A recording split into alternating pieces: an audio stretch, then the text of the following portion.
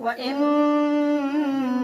الأنبياء لم يورثوا دينارا ولا درهما إنما ورثوا العلم سبحان الله الله حبيب فرمائتنا إن الأنبياء لم يورثوا دينارا ولا درهما إنما ورثوا العلم أنبياء كرامكم colour সময় কোন দিনার দিরহাম টাকা পয়সা হীরামণি মুক্তা সোনার রূপা কুচ্চ রাখিয়া গেছেন ইলমের ওয়ারিস উলামায়ে কেরাম হল সুবহানাল্লাহ ফামান আখাযাহু আখাযা বিহাজ্জিন ওয়াফির যে ব্যক্তি আম্বিয়ায়ে কেরামগণের নবীগণের ওয়াফাত ইন্তেকালের সময় যে ব্যক্তি রাখিয়া যাওয়া নবীগণের ওয়াফাত ইন্তেকালের সময় রাখিয়া যাওয়া ইলম থেকে যে ব্যক্তি একটা হিস্সা একটা অংশ অর্জন করলো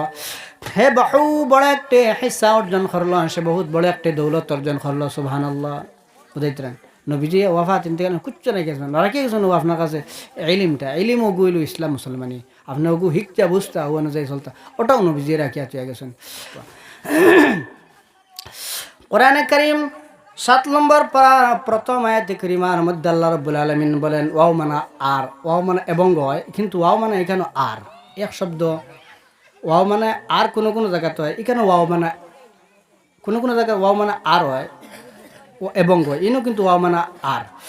ওয়াও মানে আর ইদা মানে যখন সামিউ যখন তারা শুনবে মা মানে যা উনজিলা মুজলর শেখা আল্লাহ রাব্বুল আলামিন ইলার রাসূল আল্লাহ রাব্বুল আলামিনের পক্ষ থেকে নাজিলকৃত কোরআন কারীমের কথাগুলা যেগুলো নবীজির উপর অবতীর্ণ করা হয়েছে ওয়া মানা আর ইদা মানা যখন সামিউ যখন তারা শুনবে মা মানা যা উনজিলা মুজলার সাইলার রাসূল আল্লাহ রাসূল সাল্লাল্লাহু আলাইহি ওয়াসাল্লামের প্রতি যেগুলো অবতীর্ণ করা হয়েছে আল্লাহর হাবিব রাহমাতাল লিল আলামিন আল্লাহ পাক রব্বুল আলামিন বলেন ও নবীজি যখন আপনার মুখ থেকে তারা আমি আল্লাহ রাব্বুল আলামিনের পবিত্র মহা চূড়ান্ত মানি কোরআন কারীম যখন তারা শুনবে শোনার পরে তারা তখন আপনি দেখতে পাবেন আয়ুনাহুম তাদের চোখগুলো তাফিদু বিগলিত হচ্ছে মিনাদ দামে অশ্রু দ্বারা অজর নয়ন দ্বারা মিম্মা এ কারণে আরাফু দ্বারা উপলব্ধি করব বুঝব বুঝার চেষ্টা করব মিনাল হক তখন তারা বলবে হে আমাদ ইয়াকুলুন তখন তারা বলবে রব্বানা হে আমাদের রব আমান্না আমরা ঈমান আনলাম ফাকতুবনা মা'আশ শাহিদিন যাহা মহাসত্যের বিষয়ে সাক্ষী দিয়েছে আল্লাহ তাদের সাথে আমাদের নামটাও শামিল করে নাও সুবহানাল্লাহ এই আয়াতে কারিমার মধ্যে আল্লাহ পাক বলেছেন ও নবীজি আপনি যে সময় কোরআন ও হাদিস কোরআন দিয়ে যে সময় আপনি মানুষের বয়ান করবা নসিহত করবা এই বয়ান নসিহতগুলো যারা তখন যারা শুনবে শোনার পরে যারা আরাফু উপলব্ধি করবে বুঝবে বুঝার চেষ্টা করবে তখন আপনি দেখতে পাবেন তাদের চোখ দিয়ে পানি বেরিয়ে চলে আসবে তো আমাদের এখানে ওয়াজ হচ্ছে হবে ভালো নেক কাজ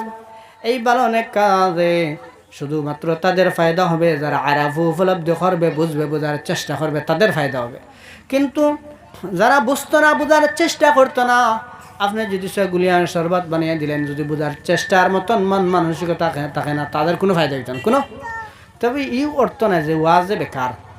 বেকার এটা কিন্তু হইলে গুণ হইব কারণ ইনো আরাফু করছেন আল্লাহ যারা বুঝবো তার ফায়দা হইব যেমন তো আমার কয়েকজন ভাই বুঝতরা খেয়াল করি ফুন্তরা তার ফায়দা হন না আল্লাহ নিজে কইতরা যারা বুঝবো বোঝার চেষ্টা করবো তার ফায়দা হইব কিন্তু ওখান হইব যারা বুঝতো না বোঝার চেষ্টা তার ফায়দা হইতো না এখান একদম সঠিক মাত কিন্তু যারা বুঝবো তার ফায়দা হইব ই অর্থ নাই ওয়াজ বেকার নাই যারা কোরআন কারীম শুনবো বুঝবো বোঝার চেষ্টা করবো আল্লাহ নিজে কইতরা আরাফু যারা উপলব্ধি করবো তার ফায়দা হইব